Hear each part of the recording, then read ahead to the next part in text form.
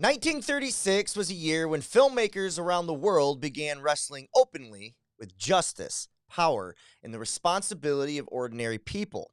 In Fury, director Fritz Lang brings his dark European sensibilities to Hollywood. Starring Spencer Tracy, the film tells the story of a man nearly killed by a lynch mob after being falsely accused. What follows is a chilling look at mob mentality, vengeance, and the fragile line between justice and revenge. Across the Atlantic, The Crime of Monsieur Lange from French master Jean Renoir offers a very different tone, but wrestles with many of the same ideas. Set in a struggling publishing house, the film mixes romance, comedy, and politics as workers attempt to build something fairer together. Two countries, two visions, and two unforgettable films asking the same question. What happens when ordinary people take justice into their own hands? Ladies and gentlemen, this is Cinema 100, and this is The Crime of Monsieur Lange in Fury. We're going out there, Tom. We're going to get them skunks. We're going to kill them the way they killed Joe. Whatever you say, Charlie, and whenever. What are you talking about? Are you crazy? I know he's alive, Charlie. I know he's alive. Shut your mouth. Let me talk to my please. Please, let me tell her I didn't mean to. Let me ask her to forgive me.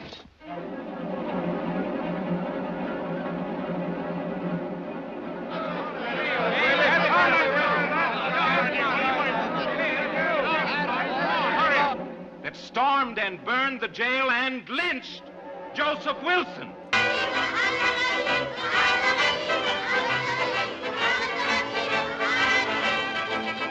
C'est comme vos romans, vous écrivez toujours et ça paraît nulle part. Vous devriez demander à Batala de les publier. Batala? Oui. Oh, Batala. Oh, bah, il publie tellement d'idioties. Merci. Ils vont jusqu'à dire que vous nous avez filouté, monsieur Batala. Avec leur Arizona Jim, les pilules Ranimax vont faire le tour du monde, vous vous rendez compte? It's 1936, and Will and I are on our third double feature of the year, and apparently you can come back from the dead. Will and I watched two movies that had that very same theme of justice and how we should go about it. We're talking about Fury, 1936 Fritz Lang movie, and then The Crime of Monsieur Lange, 1936 Jean Renoir, something like that. How would you pronounce that one? Renoir? Renoir? Yeah. Okay. This double feature, I enjoyed the hell out of this double feature. I just want to say that right now. I thought both these movies were great in their own way. I really enjoyed one more than the other.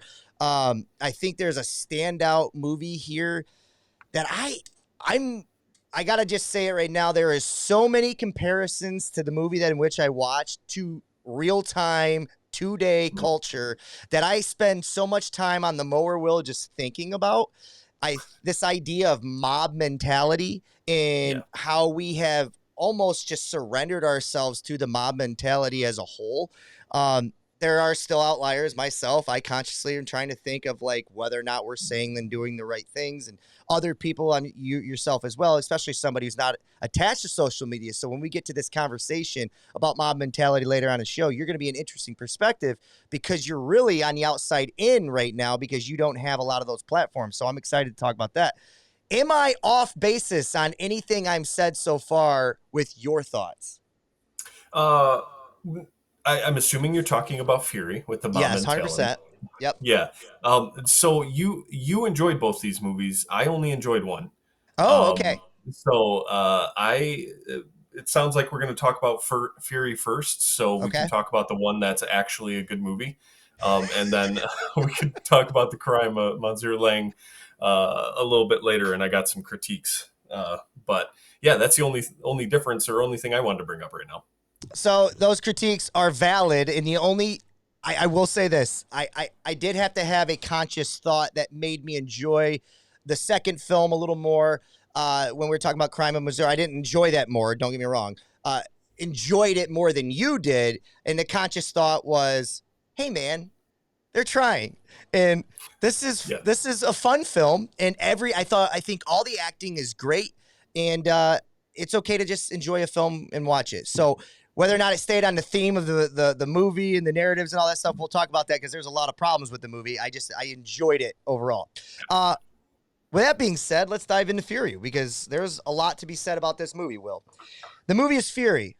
Release date, June 5th, 1936. Tagline reads, when a wrongly accused prisoner barely survives a lynch mob attack and is presumed dead, he vindictively decides to fake his death and frame the mob for his supposed murder. This is a great tagline, one of the best ones we've had. And just when you sit down and someone gives you the 30-second elevator pitch, I would hit the stop button for a second if I'm an executive and be like, okay, let me hear your next 60 seconds. How about you? Yeah, absolutely. Perfect pitch. I like this idea of grading pitches going forward. We're going to use the tagline as the 30-second elevator pitch. Did it pass? And it did for me and you. Directed by the Fritz Lang. Distributed by MGM. Runtime of 92 minutes. Starring Sylvia Sidney as Catherine Grant and Spencer Tracy as Joe Wilson. Letterboxd 4.0. Rotten Tomatoes. Critics, 94% out of 18 critics. 88% out of the audience. Now, I will say, just stooging ahead, The Crime of Monsieur Lange has 18 reviews as well from critics, but is a solid 100%. So interesting. We'll talk about it. Let's just stick to this movie. Will, I gave this movie a 4.5. Where were you and why? Hey, Robert here. Will and I want to thank each and every one of you who listen and support the show. And if this is your first time catching us, please know that you can listen as always on Spotify and Apple Podcasts under Cinema 100, as well as catch our video show on YouTube under our parent company, 3 Dots Media. Just click on that playlist, Cinema 100 Podcast, and there you have it. Finally, catch up on everything we have going on now and in the future on our Instagram and TikTok page under Cinema 100 Podcast. Ladies and gentlemen, this is Cinema 100, and keep watching movies. 4.5. Yeah, I'm right there with you on this one. I think,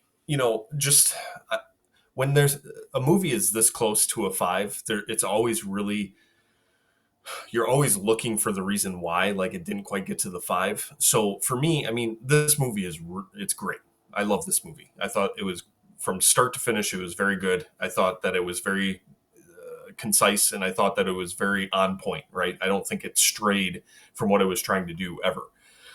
In the second act, I thought that Joe's character got a little bit wishy-washy, and the character himself got a little bit loose, and I didn't quite understand some of the decisions he was making. And that's the only thing I could really point to on this film that I had any problems with. But other than that, I mean, this is Fritz Lang, man. I mean, it's the sequel to M, if you want to think about it like that. Ooh, it's interesting. Yeah. It's doing something with this question about justice versus law and order that is very important today.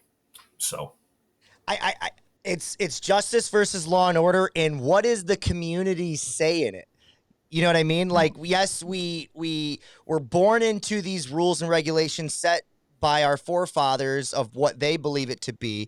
We essentially have no say for a while until we can get into politics or be influential ourselves. And then you kind of learn how to navigate these waters. But nonetheless, we still have to play by the rules until we can get to that place where things can be changed. And sometimes you don't want to wait. And if you have influence or if you have whatever, you can try to push back as a community, aka the mob. 100% agree. Joe Wilson's character, solid in the first 2/3 of this movie. He gets lost. The character itself gets a little lost. Like, I ultimately think the movie gets to where it should be, and I think all the choices are made so that we could get this overwhelming or this underlying narrative that it's not even underlying, it's right there in front of our face of what he wants to talk about. But I think the character itself, in order to get there, could have been fleshed out a little bit more. I'm totally with you, and that too is why I gave it a 4.5. But man, it was knocking on the door, Will. Like, this was knocking on the door for so long for me to be like, okay, Mr. D Goes to Town and Modern Times, both great movies. Like, where is Fury going to be? And is it really going to, because whenever I think you can ask a serious question and then pull it off, it really, it would put itself up there with those other two films. So I still think it did. It's just that I gave it a notch lower as well. I thought this is the first time that we have seen Sylvia Sidney and Spencer Tracy blown away by both. Really blown away by Sylvia Sidney's character. She thought she did a great job, balanced out the whole movie and really brought it together. Who and how did you see the characters and the cast in this film? Yeah, top to bottom, I thought they were really good performances. And I think you're right that Catherine Grant is probably the standout here. I think that some of the stuff that she's doing, especially in that second into the third act, is some of the best stuff we've seen. Off the top of my head, I don't really know where I would put it, but it was. I thought she was doing a great job, and then of course Spencer Tracy was still very good, and it has a couple scenes towards the end that I thought were perfect. So, yeah, I found her to be. I think leading is the right way because she always seems to be in control of the scene, leading the scene where it felt like, and even a lot like, let me get the name right. Oh, you know what? For some reason, my blue ink went away from me. The lady that played Valentine Cardes in the second film, I thought she was the best part of that film by far. She was leading every scene. She was in control. She kind of set the pacing. That's kind of how I felt here in this movie as well with Sylvia Sidney. Will, the whole cast is great. There are some characters in the movie that I think this is Warren Beatty's in this film as well. And that's a name that we'll get to know later on. But he was one of the lynch mob guys. So I just think this overall had a great cast. Thought it was acted very well. The judge, the district attorney, even the gentleman that played, I think it was Kirby Gibson or whatever his name was. He was like head lynch mob guy with the cigarette a lot of the times. I thought he stood out. So I just, all in all, when you do a big entourage type of film like this, or big cast, you want it to be tight. And I thought they all kind of held their own and did a very good job. Both these movies, I thought acting wise, both did great. So yeah, for sure. Okay, modern day recast. Will, I basically just wanted to know who Catherine Grant and Joe Wilson was for you, and who you casted here. Yeah, so for Catherine, I went with Amanda Seyfried. They both have. She's also my doppelganger. Just to kind of get out in front of that, because they both have Amanda Seyfried and Sylvia Sidney both have a very like doe-eyed, just kind of, they look like they're sad and you just want to give them a hug. I just think Amanda Seyfried would crush this role. And then for Spencer Tracy, I went with Andrew Garfield. That same kind of innocence I think Spencer Tracy has in this film, I think Andrew Garfield would just nail. So I feel like those two together would fit the bill. Dude, I like that.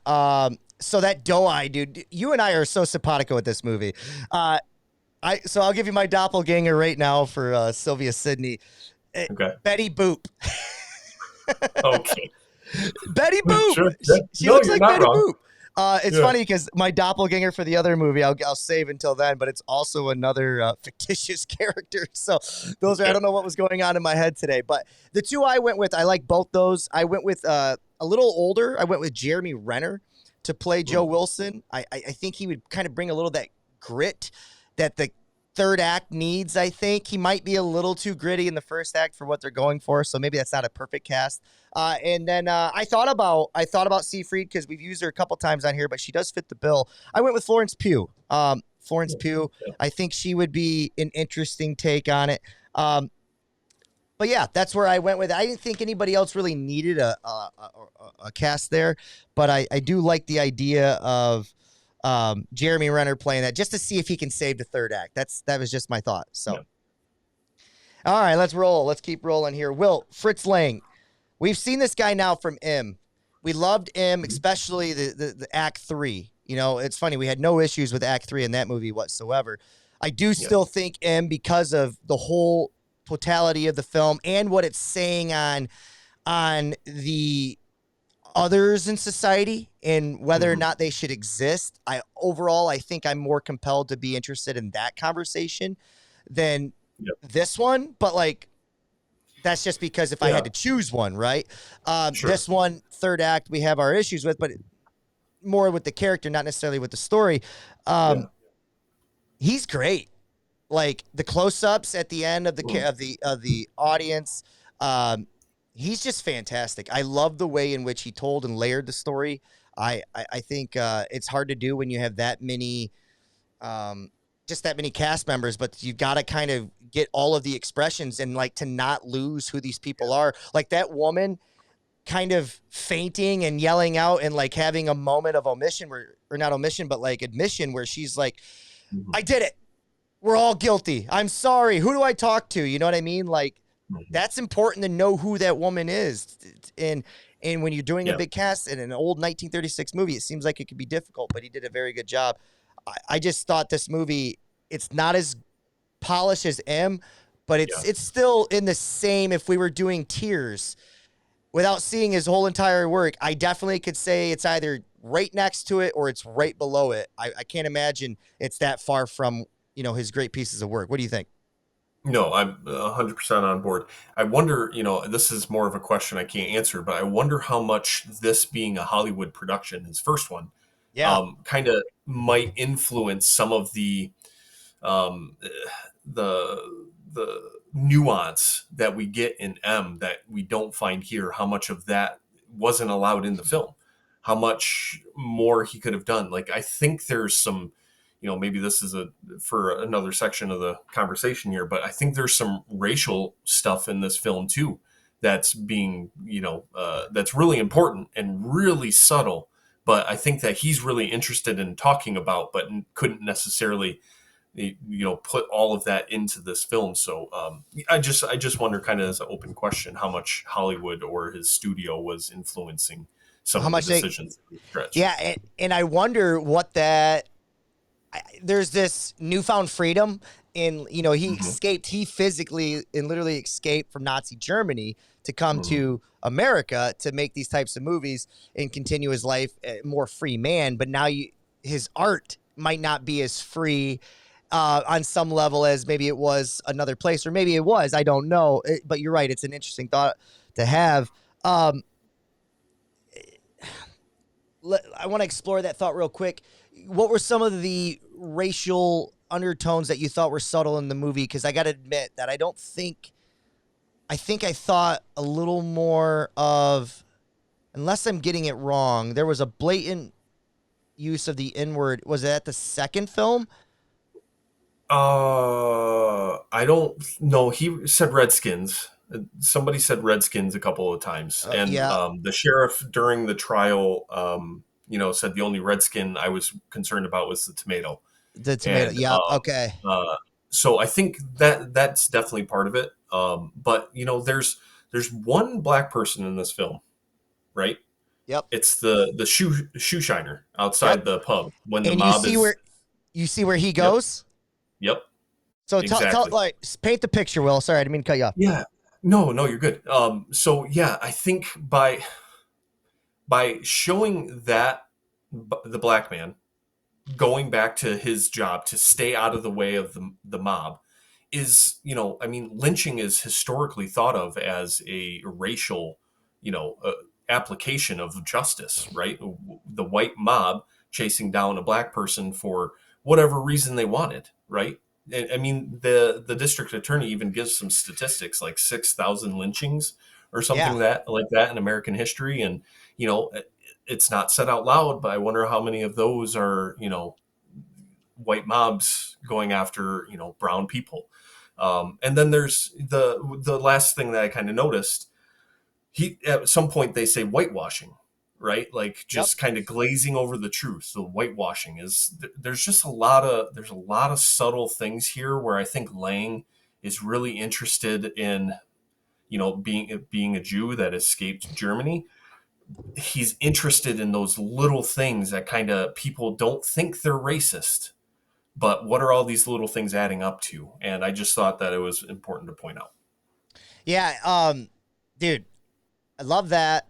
I remember the scene vividly of when the mob is attacking I think it's the black shoe shiner is like climbing up top in the back, like trying to like get away. just the reach of a thought, but like the framing of that, usually when you're lynching someone, you're down below and they're above. So like the imagery of like all these mob being here, but this black man clearly being seen vividly standing out amongst himself on a second layer, almost as if, you know what I mean? Like it didn't make, I didn't think of it in the moment, but I'm thinking of it now. And then you're right. The term whitewashing is kind of like glazing over the truth to kind of spin something the way in which you want it. Great take, Will. Didn't think about it. As a matter of fact, I didn't even consider it until right now, but now I can't escape it. That's why we're doing the show. Very well done, my friend. I love that point. Let's talk about Fritz Lang a little bit and more of the highlights here. So you're right. Born December 5th, 1890 in Vienna, Austria-Hungary. Studied architecture and art before turning to screenwriting and film directing after World War I, Will. His wartime experience, however, is this. It's chaos of post-war Germany. Deeply shaped his life preoccupation with justice, revenge, and moral corruption. A lot of his stuff is about the way in which he sees moral corruption. His German expressionist era in 1920s, most notably the films to talk about is Dr. Mabuse and the Gambler, a little film called Metropolis in 1927 that we just missed on this. And I do think later on, we were kind of talking off film here or off camera about what Will and I are going to do at the end of this podcast whenever we get there. We're going to talk modern movies, but I also think we'll maybe make a trip back of all the ones in which we maybe just classic films from the beginning of time to now that we missed. And I think Metropolis will be on there. And then finally, 2047. Yes. And then finally, M, and then The Testament of Dr. Mabuse. Those were his big German expressionist era films, Will. And then finally, his exile and move to Hollywood started with this film, Fury, in 1936, became his first American film. And he goes on to make another 20 years of films through 1956. So he's got a long road ahead with us. I'm excited for it. I just think, we didn't see Metropolis. We've seen M. And then obviously we skipped over The Testament of Dr. Mabuse, but that's up there too as, on his Hall of Fame worthy career. So he's a great director. And I would, without thinking too hard about it, I would say he's in the top 5 thus far on what we've done, if not top 3. So, okay. Absolutely. Anything else on Fritz Lang before we move on to anecdotes? Did he write this? I forgot to write down if he wrote it.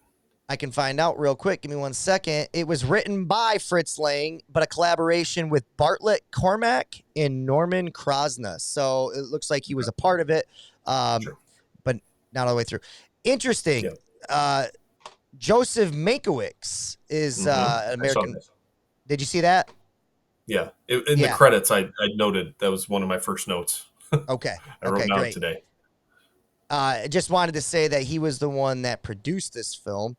And I was trying to find something real quick and I lost I've got so many tabs up, guys. I apologize. This happens from time to time. Side thought, we'll come back to it if I get it. Now I got to find my original piece here. Oh, that's the first one. I always do that one. That one's good. Let's move on to anecdotes. Lang's American debut with a message. Fury was Fritz Lang's first Hollywood film, and he used it to make a bold social statement about mob violence and hypocrisy amongst communities. Lang was deeply disturbed by reports of lynchings and vigilante justice in Nazi Germany and also seen parallels in the United States. He once said that Fury was about what happens when reason and law are replaced by emotion and hate. Got a take on anything he said there? Or you agree with him full-heartedly? Oh, yeah. I mean, I agree with him because I know through watching his, I've seen 3 of his films. We didn't watch Metropolis for this podcast, but I've seen it. And now M and Fury. I know that he thinks of things with nuance, right? He's not just unlike Jean Renoir's film, A Crime of Monsieur Lange, there's nuance to Lang's films. There's he's concerned about telling a story and understanding where he's coming from, but also telling the story from another side so that we see the whole picture, right? So I agree with him because, we've probably had this conversation on the podcast before, but I think emotion's really important when you're thinking about making decisions, but it can't be your driver, right? It can't be the ultimate conscious decision maker. So that's why, yes, I agree with him because I think he probably thinks emotion's important too, but we can't let it be our sole decision maker. No, we definitely can't be that. I think it's important to the thing that I always tried to teach my students, especially my elementary kids, was always like emotions are inevitable. We're human. Emotions are a part of us. Can you identify emotions, and not only identify emotions, but like just take anger, for example, all the different variations of anger that exist, frustration all the way up to rage. And can you identify where you're at on that and whether or not you can continue with that rage and still go forward in a controlled way? If you can't, because you all these things. So like, yes, 100% agree there. I want to talk to your point here to American Hollywood telling him some of the things he can and cannot do. So Lang had an original ending for this version of the movie, and it was a lot more bleak. Okay, so Will, according to the research here, it says MGM producers wanted a more optimistic ending, fearing that the movie was too bleak for American audiences.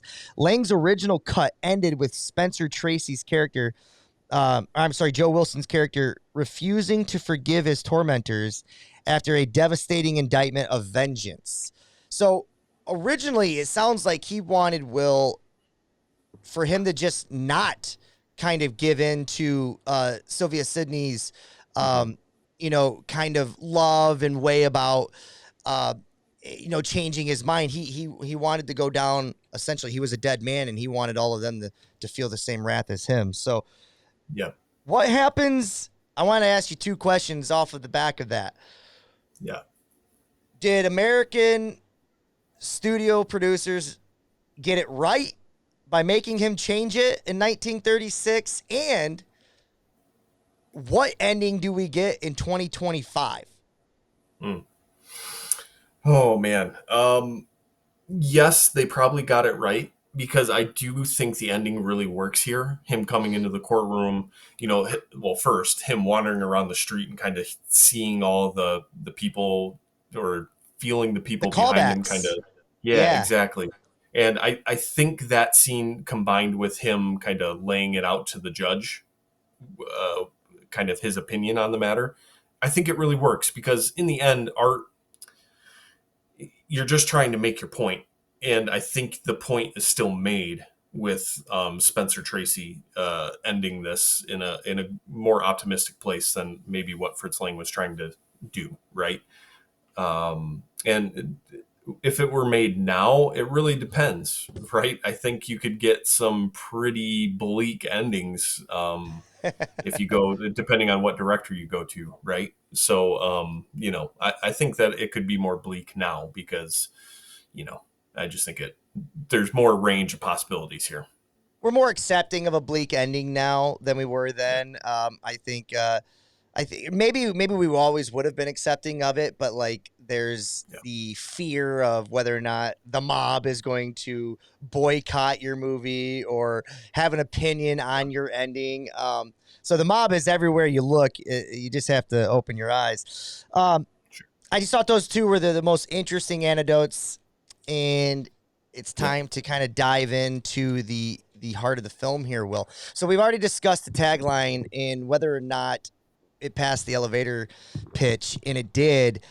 I love this movie as far as what it's trying to say, but I wanted to kind of work out this court case with you, and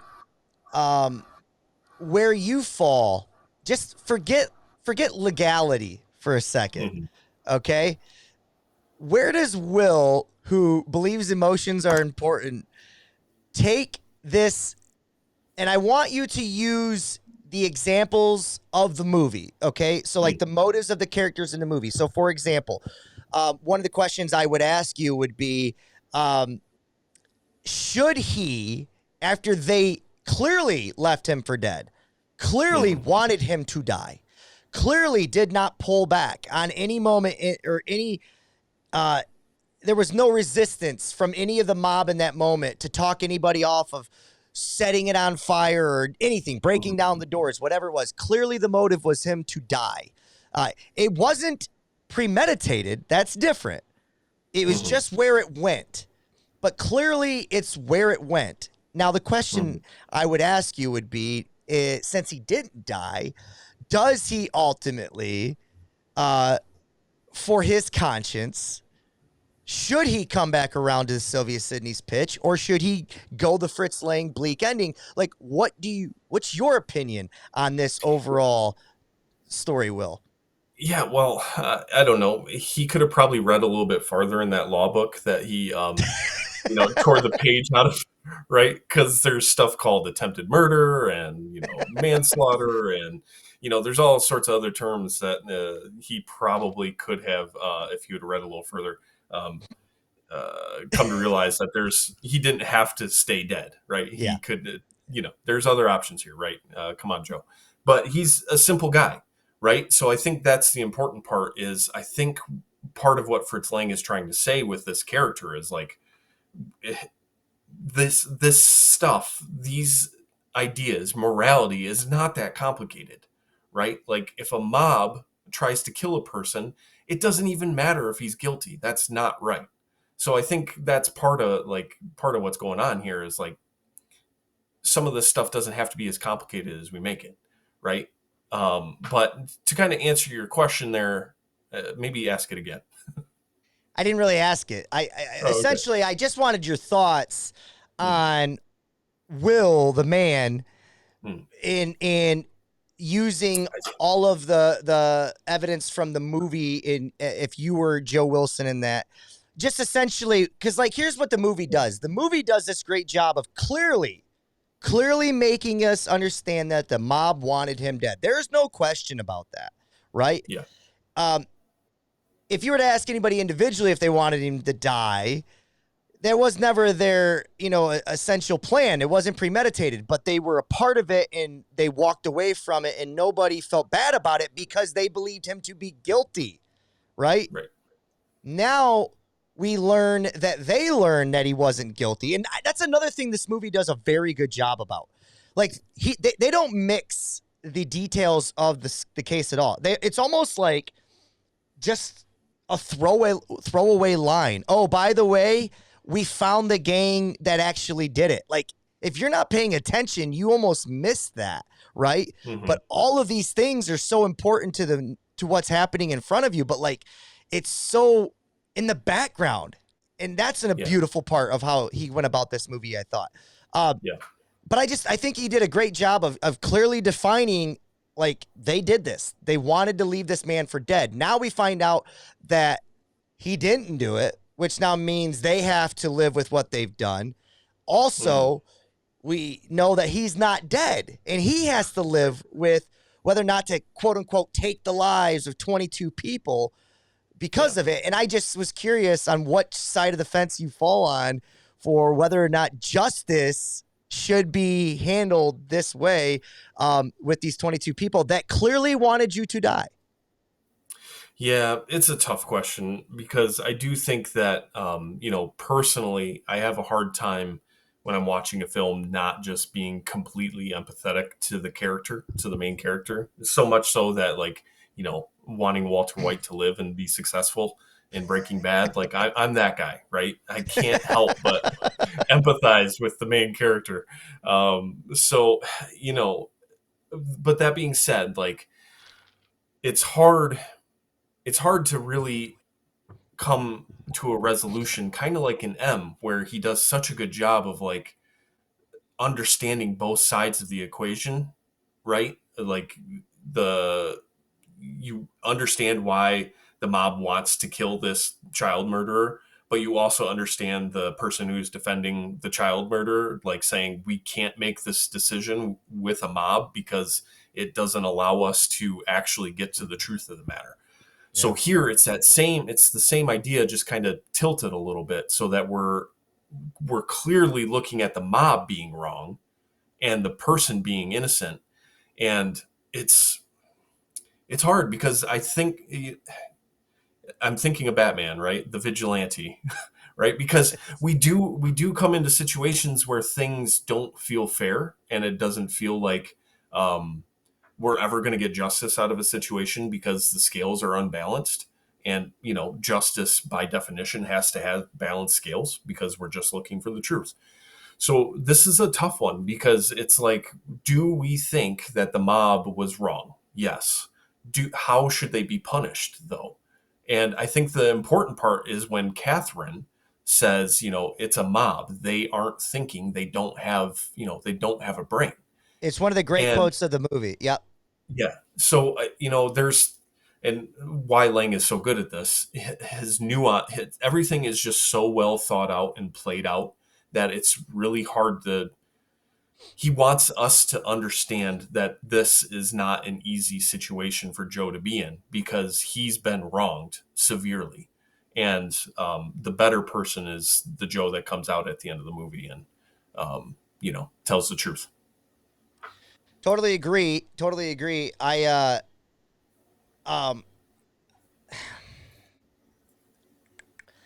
trying to all right, so I'll take some of the things you said. So I was the opposite thought of you when it came to Walter White. I was somebody that was like, there's pretty much, you can go back across moral lines 100 times. Like his character arc could have done a roller coaster for me, and I would have given benefit of the doubt almost every time. But when the cook was killed, I was like, I've got to have empathy for the cook. And now, unfortunately, I'm going to watch this intriguing movie or show to see how it all plays out. But it is going to be, I think I can't root for him anymore, right? So that's where I was at. But I also think that that's kind of like part of the genius of that show is that they kill a character that we clearly would all agree shouldn't or didn't deserve to die.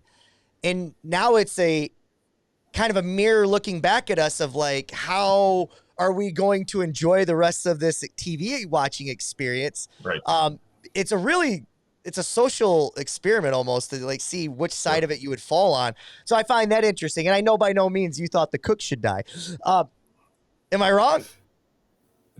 No, you're not wrong. Okay. So when I think about that, I think about all these other things, but like there is something to these mob members only feeling bad once they find out the new information of whether or not he did it or didn't, and he didn't, and they find this out, and now they feel bad, as they should. The question I guess I have is, regardless of that, should they feel bad for their actions? And essentially that's why we have the court system the way we do, so that we can remove ourselves from that. I would have liked to see maybe that come into play a little bit too, of whether or not there was any remorse, because I almost feel like there's this collective agreement that's being said that it's okay if he was always guilty. You know what I mean? Mm-hmm. And I feel like there's an interesting conversation to be had there too. So for me personally, I think there's too many different nuances of it. You could go in any direction. So yeah, I asked you a very difficult question. I was just curious about Will the man, whether or not he would be kissing the girl at the end, or if he would be burning the whole courtroom down. So I'd like to think that truth prevails. That's what I believe. Yeah. So that's what I think I would do, but who knows? Who knows? I would like to think the same thing. So, okay. We anything else as far as the plot of the movie before I kind of ask you just like comparisons to today with mob mentality? Anything else? I just a couple notes that I had, Will. I thought it was an interesting quote. I could have saved it for quotes, but let's talk about it now. One of the ladies in the mob said, "Do you believe Joe would wear a ring?" Nope, that's a hard-hitting question. Sorry. This is the quote right here. It said, "Don't wind up in jail." And they was referring to people. And this is like such a trust in the system. I just thought it was interesting that it was said, people don't wind up in jail unless you're guilty. That was interesting. Yep. And I think there's still that kind of blind kind of trust in systems. And I think you have to have trust in systems, roads, all these things, bridges. Sure. You got to trust that they're going to work. The question is to what degree? And I wanted to ask you about how much level of kind of side-eyeing or conspiracy theory, or not even conspiracy theory, but like how much level of just doubt or maybe conscious awareness that maybe what's being sold to me might not be, like you get news from your favorite news site. Do you just take it as trust and you believe in that news site, or do you still, you take it in, you believe it to be true, but like you're still open to the idea that maybe they're wrong? Like, where are you at with the systems in which you fully give your trust to?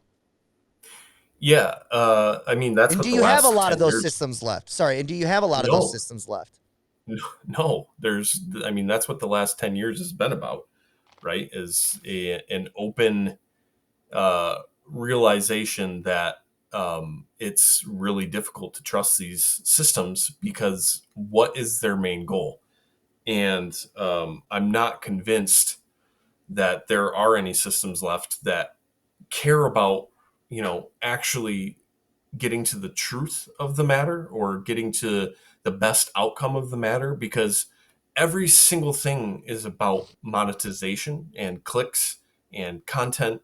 And it's just go to any news site, whether it's New York Times or Apple News, or Yahoo, the news sites that algorize, Algorithms? The algorithms. They turn the news into your feed, right? Yeah. Go to any one of those and just look at the headlines. The headlines they're just about getting you to click, so that you go to the article, and whether or not you read it doesn't matter, because you clicked on there's ads there that are getting you clicked on it. So because there's no intent to actually write an article that's getting to the truth of the matter, it's only about getting your eyes on it. I don't know if there is any more institutions to trust.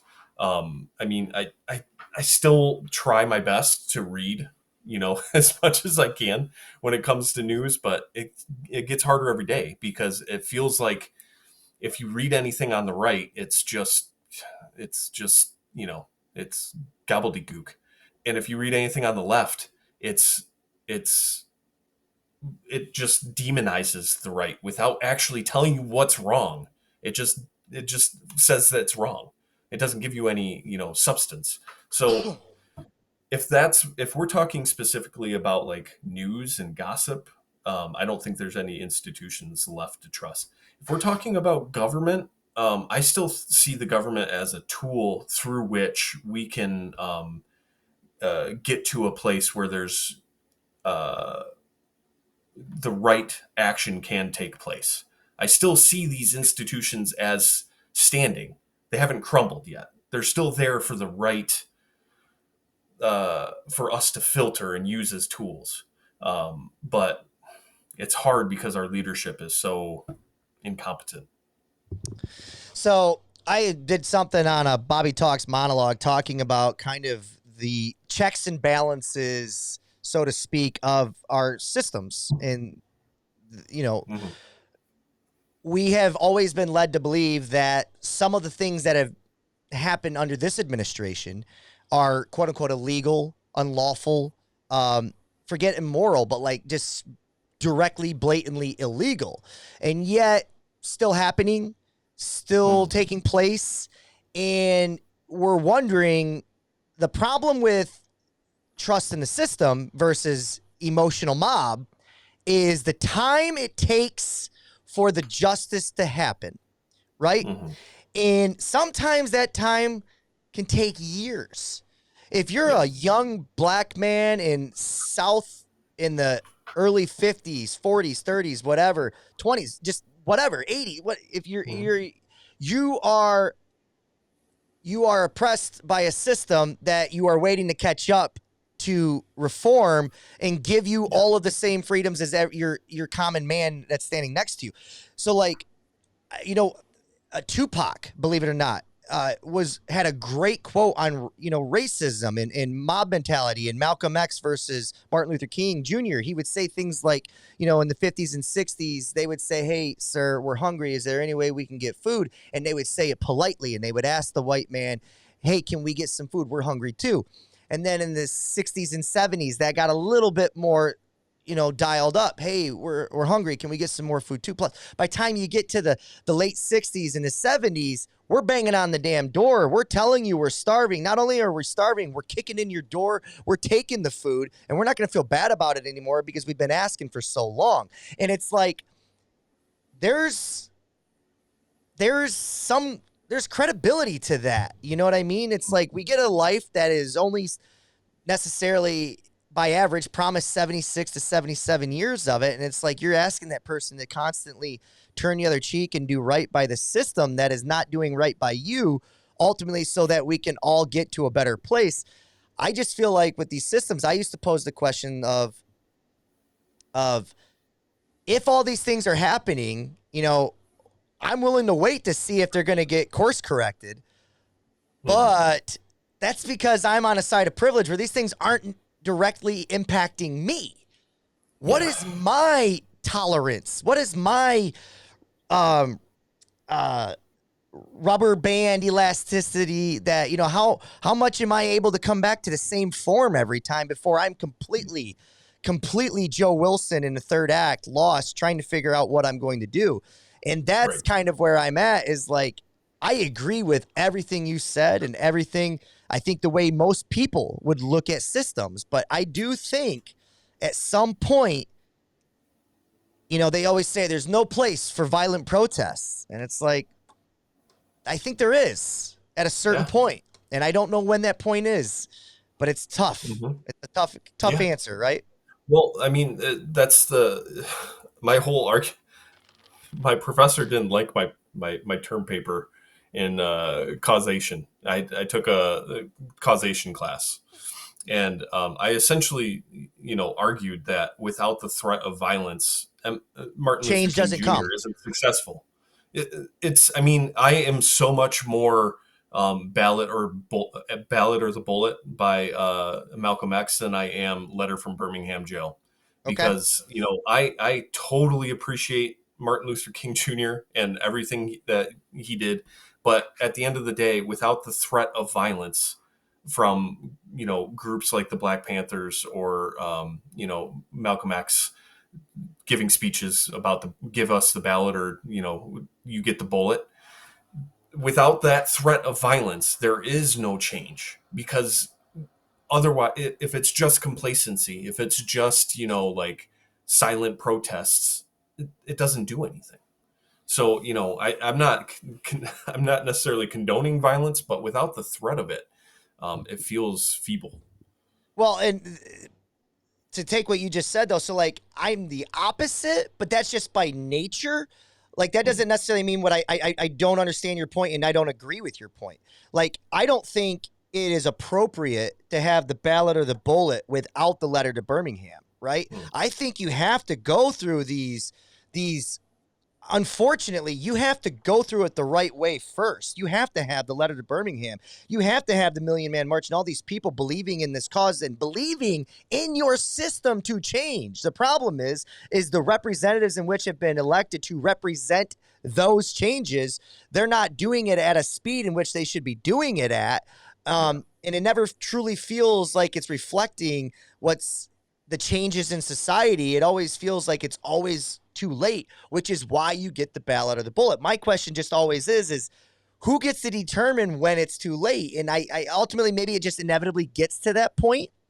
But like if you have the ballot or the bullet without the letter to Birmingham, I think you would lose people that would ultimately ally with the ballot or the bullet. Does that make sense?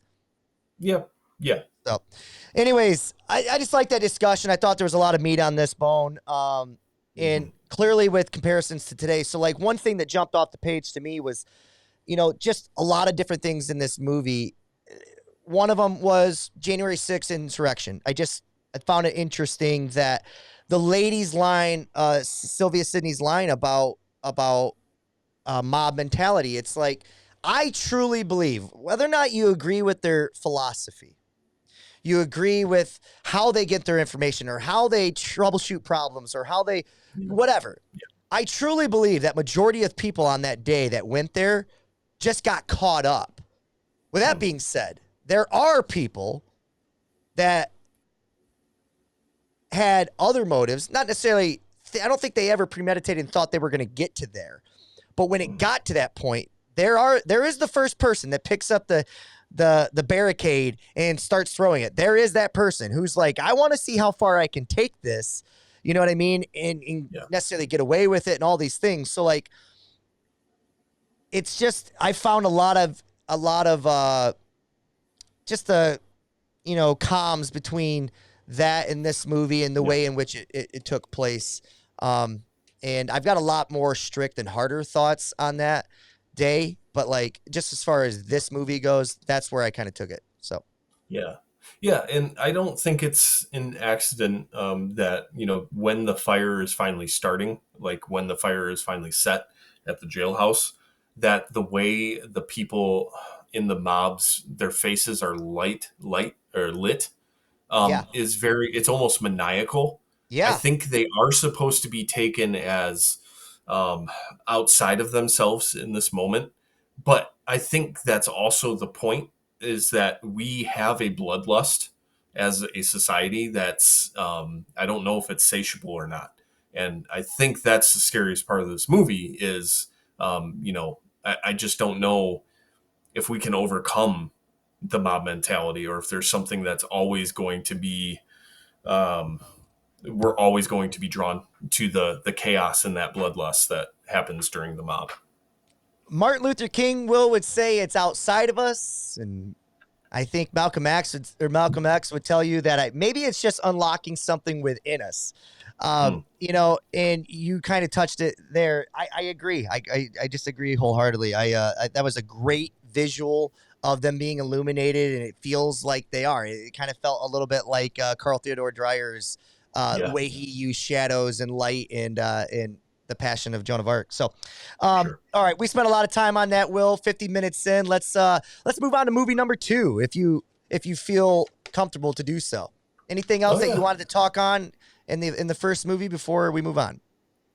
Just to mention that the gossip scene where the gossip is spreading, was the chickens. So good. It was so good. Just the the chickens, yes, but also the way the story kind of adapted and evolved as it was going along. Telephone tag. Remember that game we used to play or whatever? Yeah, for sure. So I just thought that scene was very telling for what the rest of the movie was going to bring. And just a couple notes, a couple things I didn't fully understand. I didn't really understand why Joe's brother needed to be like morally corrupt in the beginning, and then like he got a job, so now he's on the right side of it. Morally corrupt might not be the right thing, but like going down a different path, that felt unneeded. I don't necessarily love the final shot of them kissing in the middle of the room.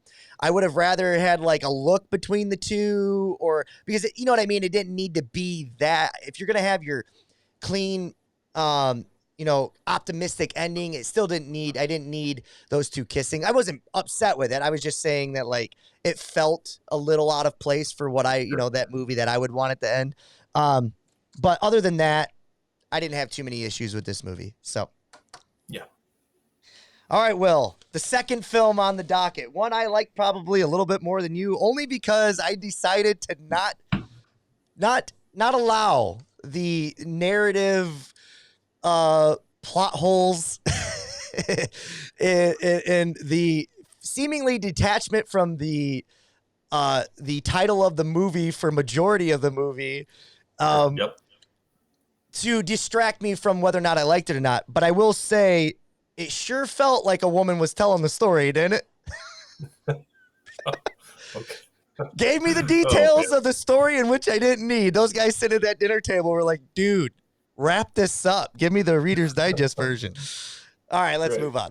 The movie is The Crime of Monsieur Lange. It's a French film in French language, and you needed to read the American title or the English titles.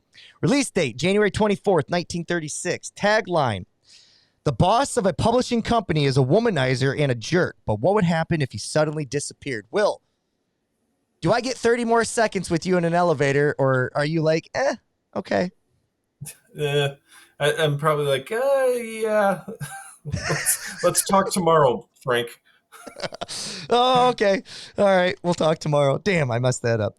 Directed by Jean Renoir. Distributed by Warner Brothers. Runtime, hour 20 minutes. Loved that, right? Loved the shortness to it. And starred, and I have to go to my actual page here because here we go. My blue ink, for whatever reason, did not work. I want to make sure I get these names correct.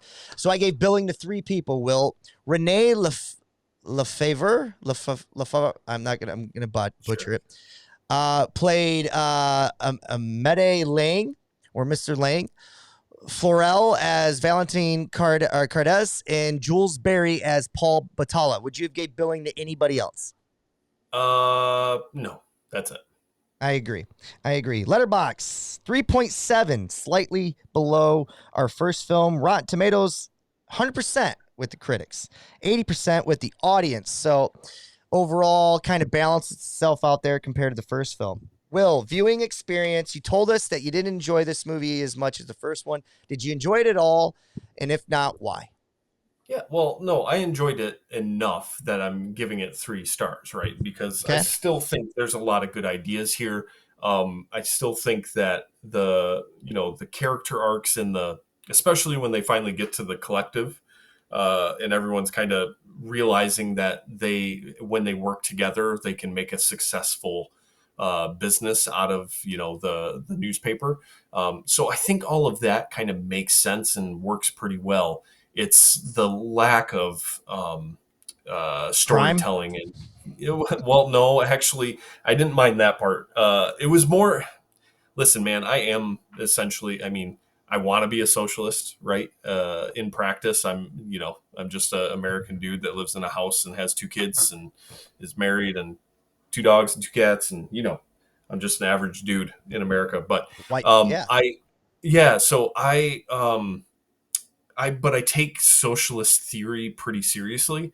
And here, this just feels like propaganda. That's what it feels like, because it lacks nuance. It lacks it doesn't treat its characters with any dignity as far as being active. It takes Batalla to die before they actually see any of their power, right? They don't actually question any of this. They don't collect before the guy dies. So, sorry, I'm rambling here because this part was pretty frustrating for me. But it felt like for, Jean Renoir, who is supposed to be this socialist French New Wave guy who, sets the tone for socialist film, it just feels like he didn't really understand what he was doing. So that's where my pushback would be like, okay, Will, 100 more years of studies, breakdown, analyzation that you got to, be a receiver of, and that helps you shape your opinion on it. I also think that makes you more intelligent on the matter because of that. And it felt to me, I feel like propaganda feels too strong, essentially, because I don't know that the intent, I just don't know that the ability, the capability to pull off what you're asking was even on the table. In a nice way, I'm kind of saying they were more simpleton when they were trying to execute this. It was almost like black and white, and that's why they had to do it this way. I'm not sure, and maybe I'm making excuses, and maybe you're right. I could be wrong. I don't know any more, about it than maybe you do. It just felt like, because I agree with your argument, I just essentially feel like that maybe their intent was not that purposeful. You know what I mean? Like, I feel like they feel righteous in what they're saying, and they think they're painting an overall picture that is, the way in which they view socialism or the collective or the way in which we should go about society or whatnot. I just don't know that we should give them enough credit also for thinking that deeply about it. Is that fair? Am I being an apologist? Well, maybe it's fair. I guess I can't rebut it fully, but from what I've been reading about Jean Renoir is that he was the socialist artist in film in France during the 1930s. Okay. So if you're going to be the guy who you turn to when you need a good piece of socialist art, it can't feel like propaganda. For instance, if you look at Fritz Lang's movie, Fury, we have all of these subtle things adding up to a nuanced take on justice, right? And versus this law and order mob mentality. It all feels like it adds together. In the crime of Monsieur Lange, what we have is a guy, a director of film that's kind of saying like, look how good everything is for these people once the boss goes away. Right. And it's like, sure, that makes sense, but what are you trying to say about the characters themselves that gives them any power at all? Because the only thing that happens in this film that gives them any power is the boss dying. Yeah. It's cutting the legs off of collective action and saying, we just need the collective, we don't need action. All we need is the boss to die. Well, how does that happen, Jean? And because there's no collective action towards pushing this boss out, it ends up just feeling very, gloves off or gloves on, right? The ending. They're walking off into the sunset on the beach. I mean, it's 100% what he's saying. He's saying that once the authority figure is out of the room, everybody is going to respond in the way in which they should. Which that's more where my issues with the film come in, that they didn't go far enough to show us like authority in levels and hierarchy. Unfortunately, I believe are inevitable. Okay. And not necessarily to extent of it should lead to a level of corruption. You'd like to believe that the person that's making like loss is a perfect example. We tend to, whether it be the most educated because they just assume that the doctor has the most education, therefore he should be making the decisions on everything. I just think in crisis like that, we create these hierarchies as it is because you need some type of organization structure to make things happen, right? So that's inevitable. Now, put that into this utopian society that exists afterwards. It was too polished. It was way too clean. And it's the issue with the movie overall, essentially.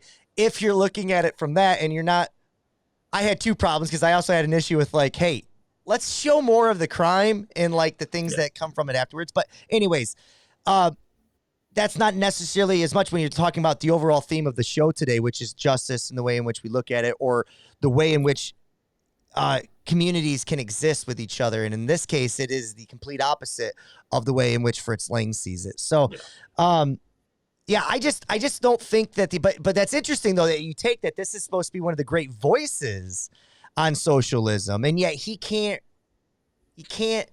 really communicate his voice all that effectively. And if he is, then he is somebody who maybe ultimately is like the early day reasons for why socialist gets a bad name, because this is kind of how they view the world, right? So to me, it's like there are levels of socialism that we 100% should be a part of it. We already have that people refuse to acknowledge even exists right now. The fire department is a level of socialism. Like this exists. Like, you know what I mean? Like we accept this, and people almost forget that these structures exist and they are socialists for the better of the community. So anyways, with all that rambling too, because it is a topic that you can ramble on, I just I feel like though, with this movie, the intent necessarily didn't feel for me that it was there. For you, that's fine. But what I ultimately believe is happening in this film is like, I just felt like overall it loses sight of, I guess maybe you shouldn't judge a book by its cover. I should have read I should have read maybe the tagline and judged it more on that rather than the crime itself, because it just doesn't feel about a movie about a crime at all to me. So can you make sense of anything I said there? Well, yes. So the crime of Monsieur Lang I think the title itself is supposed to be almost like an inverse, like a subversion, right? Because what's the real crime? Well, the real crime is Batala's actions and the way he runs his company and treats his employees, right? So that's what I think the title is trying to do. It's trying to say, like, is the crime of Monsieur Lang, is this really a crime to kill the boss that runs his company like this? I think is what it's trying to do. Okay, I thought I had the title wrong. I thought it was the crime of Monsieur Lang. It made it sound like it was the crime of Paul Batala. No, I agree. Dude, I understand. I was just kind of picking nits here a little bit. Sure, I want to ask this. When you did your research a little bit on Jean there, this is my lack of French history. At least at what time periods these things happen. Is there any resistance or any oppression that he faced specifically that might give him a socialist outlook rather than just like a learned, studied outlook, versus a Fritz Lang who firsthand experienced this? Yeah. And the reason I asked this question is because the question was asked to Denzel Washington in a press junket once about like the movie Fences and whether or not a white man could direct that, or if you needed a black man to direct that, or whether or not a white man, Steven Spielberg, should have directed Schindler's List versus whether or not a black man could do Schindler's List. And his answer, I thought, was the most brilliant thing I've ever heard. Was he said 100% a black man could have directed Fences, and vice versa, a black man could have directed Schindler's List. He goes, but what you get by getting the I don't want to use the word appropriate, but for lack of better words, the appropriate person for the job is you get culture nuances that stand out in a film. He goes, a black person knows what it's like to take a hot comb through their hair, and therefore they can show that better in a film. So I just wonder in this case, if Jean didn't necessarily ever experience firsthand oppression, if he can't really have that great of a take on socialism and all the nuances in which you're looking for, that Fritz Lang can just seemingly jump off the page. Yeah, well, no, so I think my argument here, maybe it gets better, right? Because he goes on to make a ton more films. But, this feels an awful lot like the freshman walking around campus with Eat the Rich shirt on, who's, has never actually read any critical theory. And, I might be on the same page as that freshman with that shirt on. But if you're got there, the shirt, you need to know. You need to understand what you're saying. And that's what I think I'm having an issue here is in critical theory, when you're thinking of socialist structure, or like thought, you have theory, which comes first, right? You actually come up with the theory of how society should struggle and exist. And then you have it in practice, right? How does it look in practice? Well, I've never seen a socialist reading that said you can get to the collective without a struggle. That's the whole point, is we're already struggling. And he shows the character struggling, but he doesn't show them actively pushing. They're never active in this movie. Ever. They're only ever responsive. And that's a problem for me because the whole every point character. You have to push the leader, the authority out that's abusing his power. The push has to be active, and that doesn't happen in this film, which is frustrating for me. Yeah. Well, I mean, essentially, the message is kill all authority, and we'll be better off for it. So, essentially, but all right, let's move on, Will.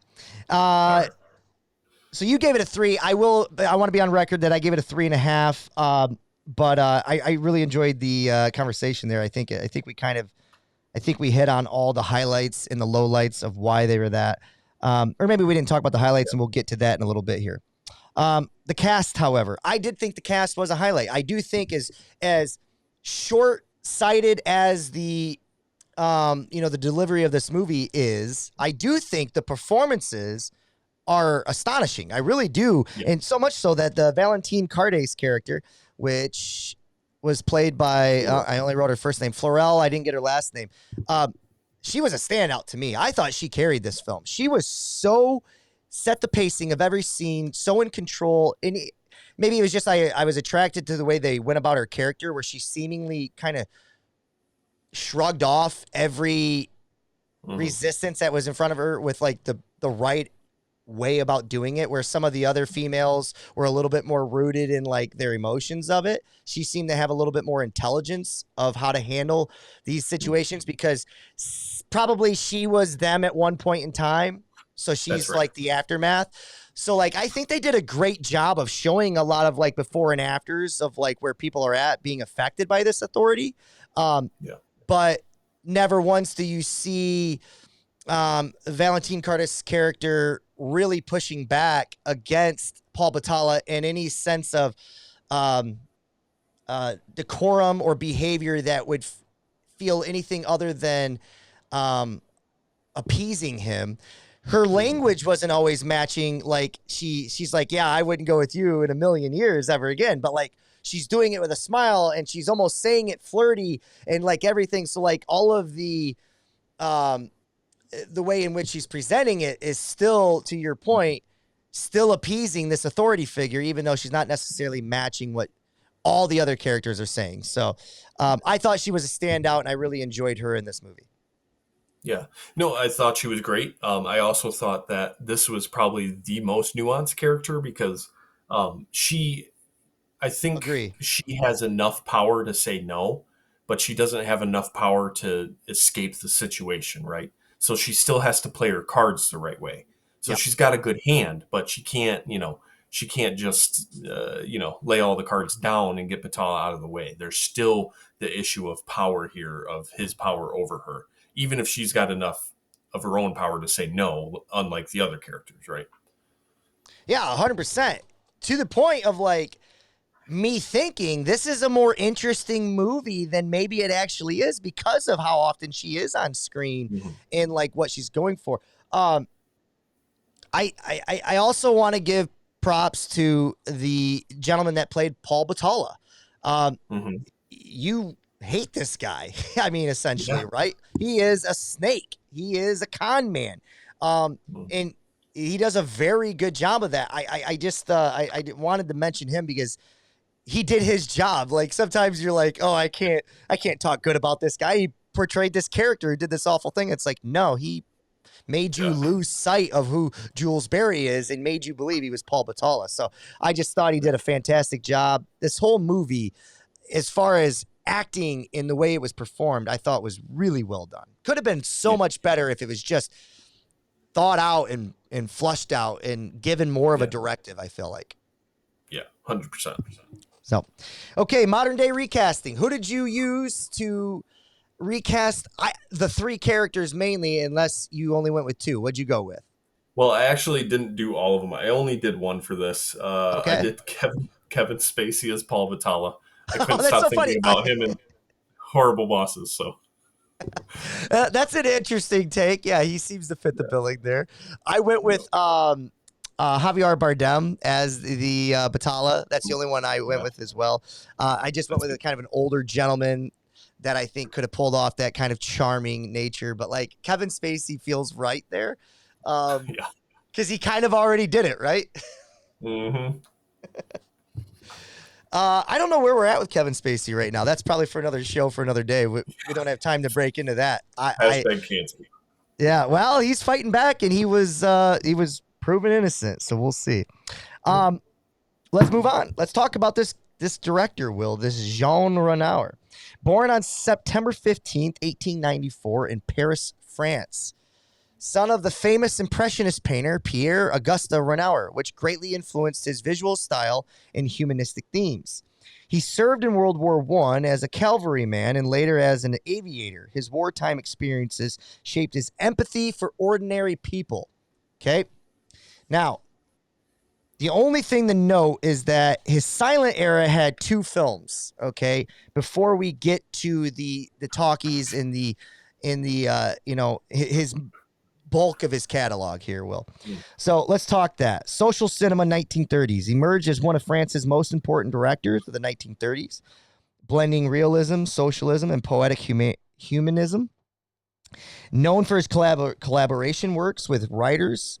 And also, the key films here, this one, The Crime of Monsieur Lange, and then he had another one, Will, The Rules of the Game, often cited as one of the greatest films ever made, dissecting class hypocrisy on the eve of World War II, and that comes up in the year 1939. So just something to note, Will.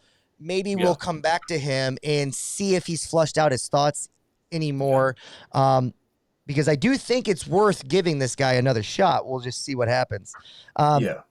He fled Nazi-occupied France in 1940, relocating to Hollywood, and then finally directed several American films over the span of about 20, looks like about a little shy 19 years or so. So he's been around. He's been around for a while.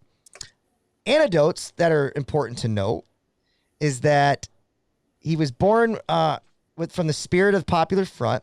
It says, well, one of the things I think this is basically getting at is you're right. So he was the socialist face at the time. It felt like he was really on the side of United Workers, wanted to let them have a say. So some of his movies have a lot of left-wing Popular Front movement, it feels like, to him. So like that's something to note. The thing about this, though, that we've touched on, Will, that this anecdote hits on that I think was interesting. This is a film about murder that somehow felt joyful. Now, I could read some of the other stuff that goes with that, but I'd rather hear just your take on that headline. Should a film about murder that's not, I won't even say, forget the genre. Should a film about murder ever feel joyful, or are we too jaded as human beings and we've lost our way forever? Yeah, well, I mean, the ending of Weapons is pretty joyful, right? Okay. The way the music is playing, I don't want to spoil anything there, but the way the music's playing and, you know, the death on screen there is played to, you know, it's just a joyful death, right? Yeah. So I'm just curious about this idea. Like, you know, I think about it a lot. Like, am I a pacifist or no? Because I'm not, right? But I also say that with some hesitation because I don't want there to be pain. I don't want there to be suffering. But, you know, it's a tough one because do we want to kill the rich person? I don't know. Do we want to kill the idea of being as bloody rich as someone like Batalla? Maybe. So I don't know. If it's hypothetical death, then sure, I'm okay with it. Okay, so let's take it in real life. We have Luigi. I forget his last name. The gentleman that killed the health insurance CEO there. Right from Jump Street, there was very vocal members of communities praising this level of vigilante justice, and it left me shaking my head of we've lost our way because there was no letter to Birmingham about it first, even though maybe they would argue back and say no, even though it's not in the sun or the light of day, there are people that are doing the letter of Birmingham every day on those fronts. And this man has decided to Malcolm X his way to trying to get that change. So with all that being said, that there's credibility to that argument. Now, whether or not, because there's also what I would look at it as this is, there's credibility to that argument, but like if I don't know, then that means perspective versus reality. Then you haven't done enough of the legwork of the letter of Birmingham to get to that point, in my opinion. Does that make sense? Yeah, I think as I made up a word there and said sench. I knew what you meant. Yeah, man, I don't know. Like, I'm not sympathetic to the idea of just killing someone in cold blood. but like you kind of understand like when people are pushed to the brink that bad shit happens, right? I think I was reading today or yesterday that in 2021, American billionaires had like $2.29 trillion worth of wealth. And in 2024, it's increased by like 80%, and they now have over $5 trillion worth of wealth. And you look around, and people are struggling every fucking day to buy groceries and, put gas in their cars so they can get to work. And you start to wonder, like, how far can this get pushed before it breaks? The pushback. Because like, so, I don't condone like reacting in a violent way, but at the same time, like we were talking about earlier, it's really hard to watch if someone gets pushed far enough to see them react in a violent way. I mean, you can see it on the playground with kids and bullies. Someone gets pushed hard enough, they're going to push back at some point. It's part of human nature to react back. And I don't know, we're in a tough spot right now. One of the things I always come back to is this idea of failure to observe something correctly. And a lot of that has to do, what was that movie that was made, Vantage Point? We talked about Telephone, the game we used to play. There are so many different ways of talking about this, but it's like when I think it might be right to use violence, the issue is that let's say I, in some collective label, are an ally of you. And you and I have been simpatico up until this point, but I have reached my breaking point because of all of the different set of circumstances that my life faces versus yours, and I now act out. Now you have to speak upon me and have a thought on me and whether or not here's where I'm going with this, though. So you, as an intelligent human being, are going to say the right thing. He represented our ideas. He thought the same way we did, but he went about it in the wrong fashion, which we do not condone. The problem is that from that moment forward, it doesn't matter what we shared. I represent the wrong part of the mission, and that's what people run and talk with. So we're never going to get the genie back in the bottle here unless we regulate the things that ultimately a free country will not regulate. So it does make it such as whether or not social media should exist to the way in which it does. Do we put a regulation on freedom of speech in those types of platforms? Is that socialism? Should we do that?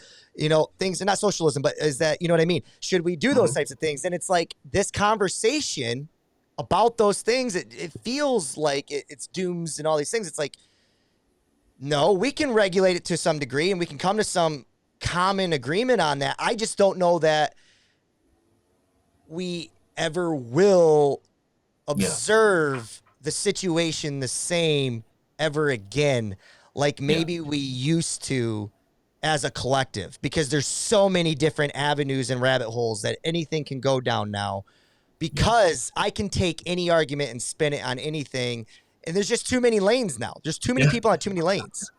Well, the first Trump administration, I mean, throughout the whole thing, I still thought there was a hope for like the common person to come together, because I still believed that we weren't that far apart from each other.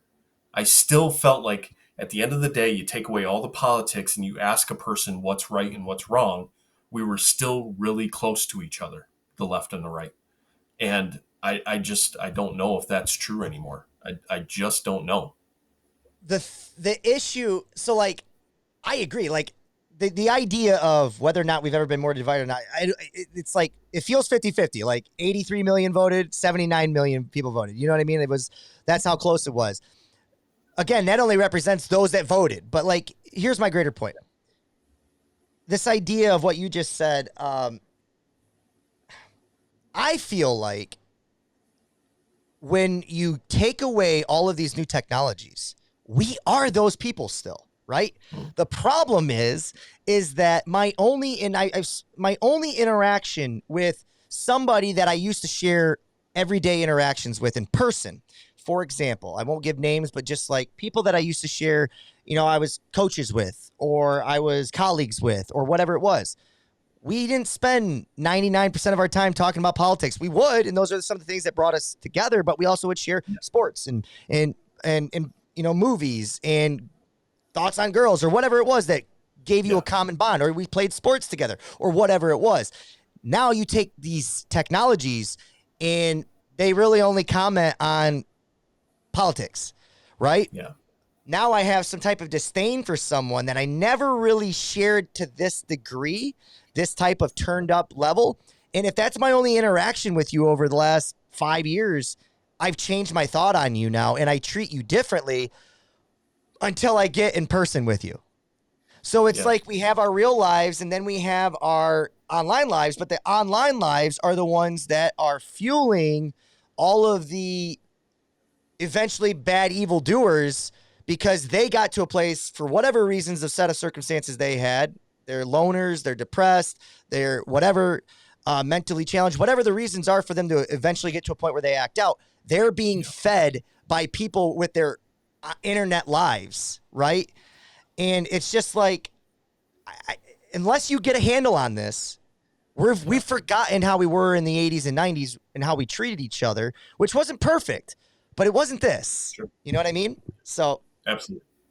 So anyways, with that being said, to kind of wrap up this movie, I ultimately feel like, to me, I thought the movie was very well performed. I thought it was even interesting at times. It reminded me of The Front Page with the frantic pacing and like the entourage cast and how like quickly everybody was talking to each other. I thought the direction and the way it was shot was very well done. The messaging ultimately is what loses me, because I'm not really sure where it's supposed to land at the end, other than, am I supposed to now think killing is good if we have a clear defined evil doer? And if that is, then, I don't think it went far enough. So any final thoughts that you have on this film, Will? Well, yeah, and I mean, it got us a good 20-minute conversation about the world today out of us talking about this film. So, I mean, I think even if it's not like perfectly effective, films like this are important to get you thinking about things in a bigger way, because it's not just about the film. For me, usually when I'm watching a film, I'm always thinking about what the bigger questions are. So, and this one had a lot of meat, even more so than Modern Times and Mr. Deed Goes to Town. I love that double feature, and I might ultimately love a movie more out of that. Maybe I don't. I'll have to think about it. But like, I love this double feature. This is my favorite double feature we've done in a while. Nice. Yeah. So, all right, let's get to our quick hitters, and we'll get on the road, my friend. Quick hitters, memorable quotes. Did you have any? I had the one from Fury. I just thought was interesting. The "don't wind up in jail unless you're guilty." I just thought was a thing that could stem conversation on trust systems. So there's a lot, especially in Fury. What did you have? The one we already talked about it. It's when Catherine says mob mentality isn't thinking. They don't have it. The mob doesn't have a brain. I thought was a really important part of the film. So 100%. Hard-hitting questions. I had one from Fury.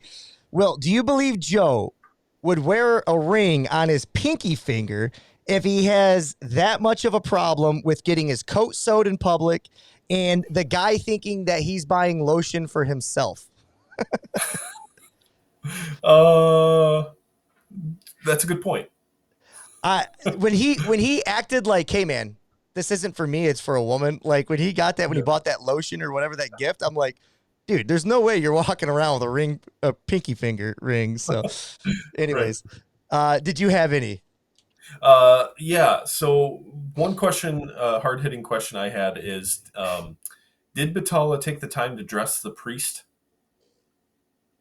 on the train? Or did he just leave him naked when he stole his clothes? Dude, that's a great question. So you think, now, Well, the question then becomes, he had to have dressed him right because they think Batala died, right? So he's got to be. They got to. Yeah. So I hope he did. Right. But the way the movie dictates this guy, because did he rape Estelle? Oh yeah. So well, I mean, at the very least, I would call it rape.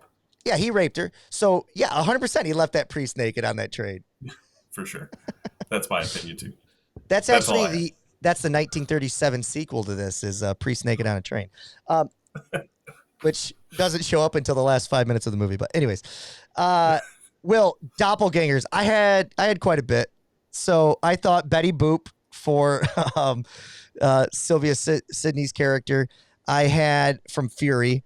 I also had Mr.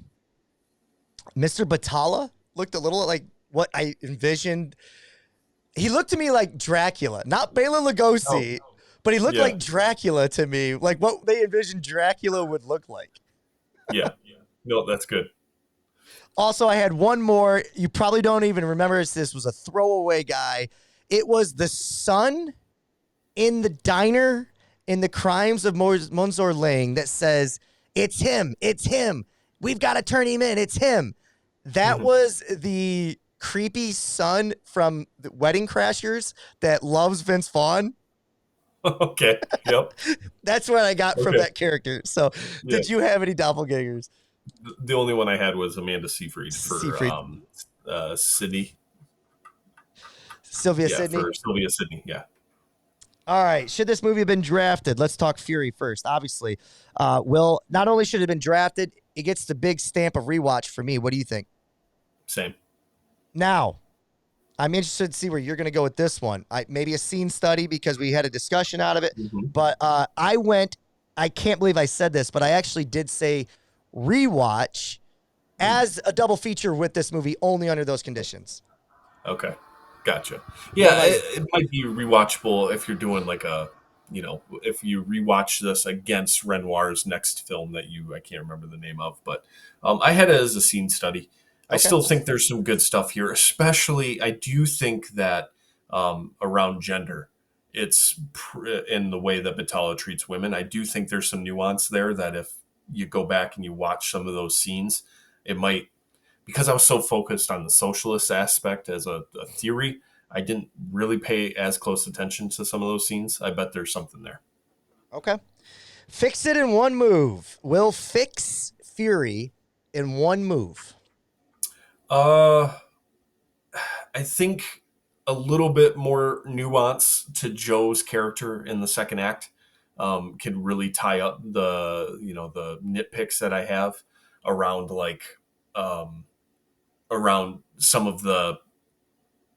I just feel like he's not quite fleshed out enough. The character motives. Yeah. The character, the motives ultimately lead to the right place and are right. It's just how we get there don't necessarily, we're not buying it, right? Right. That's it. Totally agree. Fix it one move, Crimes of Monsieur Lange. I personally thought, okay, I was going to go a couple different routes here, but the idea is to fix it in one move. I decided if they're going to go with the movie the way in which it was, I would make the stakes higher on whether or not the community, the smaller community, that she's telling the story to in the diner, whether or not they were, like, I would have pulled back maybe from the story a couple times and had them debating this. Like, almost like 12 Angry Men. You know what I mean? Like, let's hear their discourse. Let's kind of, let's sway the audience of whether or not they're going to make him free or not. Because ultimately that's what the movie is are they going, it hinges on whether or not this little jury of people decide to make him a free man or not. I just would have played with that a little more. Yeah. No, I think you're right. That's a great point. I was thinking something along the lines of like the characters having a little bit more decision making, like against Batala, resistance. Resistance, exactly. So, but your move allows some of that nuance to be drawn out in the discussion the way it's already set up. So I think it probably would work a little better. Yeah, at least to the jury, right? I don't know that the characters change, unfortunately, in there, which I do think needs to be done too. But like, I think to the jury, if the jury's having that discussion, at least we're getting what we want from the film, right? So, and then finally, what other movies did it remind you of? So some of the things that Fury reminded me of, just little instances, is like the Sum of All Fears, where Samuel L. Jackson shoots the guy to get revenge, and that's another conversation, right? That one that raped his daughter. That's one of my favorite racial movies. That's just one of my favorite movies of all time. That's so done well. There's some melancholy to it a little bit, but like it's effective and it works. Do you remember that film? The Sum of All Fears? I have the wrong one. That's that's Morgan Freeman, right?